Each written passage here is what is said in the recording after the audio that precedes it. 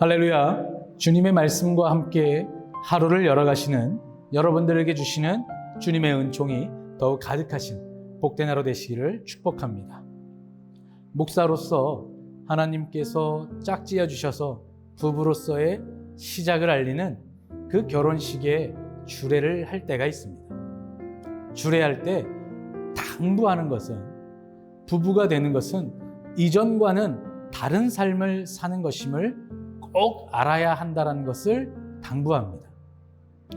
내 맘대로였던 이전의 각자의 삶의 습관이 아니라 이제 부부로서의 하나된 삶의 습관을 갖고자 애쓰며 한 방향을 바라보는 세계관을 공유하라고 당부합니다. 어찌 보면요, 우리가 신앙생활을 한다는 것은 주님과 결혼을 한다라는 것과도 같다고 말할 수 있습니다. 예수 그리스도를 신랑으로 한 우리가 예수 그리스도를 신랑 삼은 뒤에도 이전과 같은 삶을 살게 되는 것은 매우 곤란한 것이겠죠. 오늘 말씀을 통해 그 중요함을 한 번 더 깨달아 아는 은혜가 있기를 소망해 봅니다. 함께 오늘 말씀을 묵상하도록 하겠습니다. 오늘의 말씀은 새 사람을 입으십시오. 에베소서 4장 17절에서 24절까지입니다. 그러므로 나는 주님 안에서 간곡히 권고합니다. 이제부터 여러분은 이방 사람들이 허망한 생각으로 살아가는 것과 같이 살아가지 마십시오. 그들은 자기들 속에 있는 무지와 자기들의 마음의 완고함 때문에 지각이 어두워지고 하나님의 생명에서 떠나 있습니다. 그들은 수치의 감각을 잃고 자기들의 몸을 방탕에 내맡기고 탐욕을 부리며 모든 더러운 일을 합니다. 그러나 여러분은 그리스도를 그렇게 배우지는 않았습니다. 여러분이 예수 안에 있는 진리대로 그분에 관해서 듣고 또 그분 안에서 가르침을 받았으면 여러분은 지난달의 생활 방식대로 허망한 육정을 따라 살다가 썩어 없어질 그 옛사람을 벗어버리고 마음의 영을 새롭게 하여 하나님의 형상을 따라 참 의로움과 참 거룩함으로 지으심을 받은 새 사람을 입으십시오. 오늘 말씀은 예수 그리스도 안에서 새롭게 되어지고 예수 그리스도를 신랑으로 삼은 우리가 어떻게 살아가야 하는지에 대한 말씀이 기록되어져 있습니다. 먼저는 세상 풍조를 따라 사는 삶을 경계하고 있습니다. 즉, 이방 사람들의 허망한 생각으로 살아가는 것과 같이 살지 말라고 하는 것입니다. 17절 말씀을 한번 확인해 보도록 하겠습니다. 그러므로 나는 주님 안에서 간곡히 권고합니다.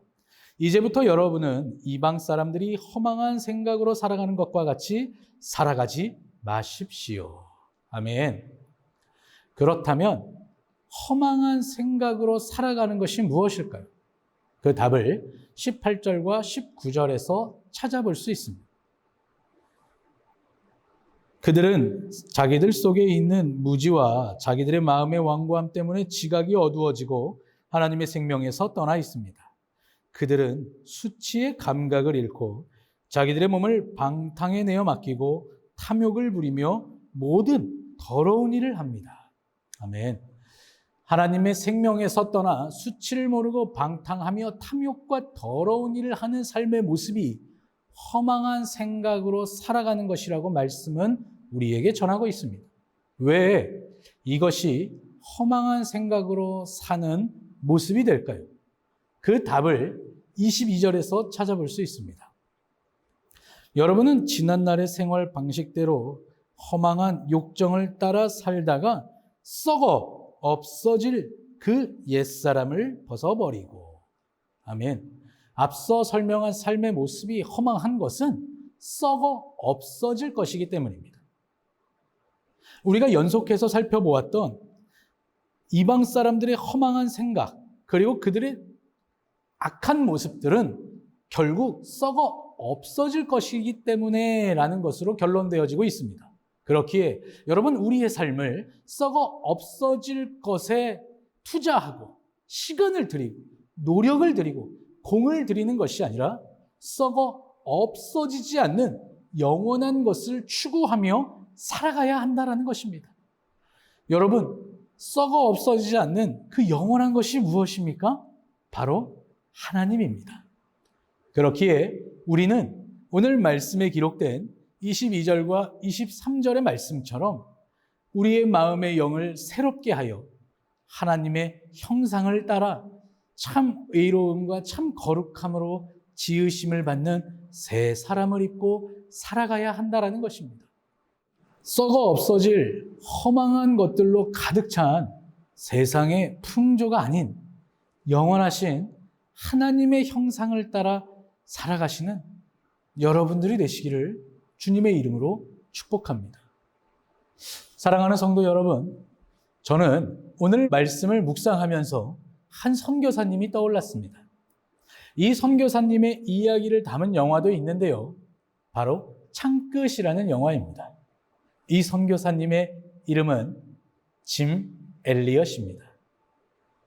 이분이 순교하신 이후 발견된 일기장에는 이러한 글귀가 담겨 있었다라고 합니다.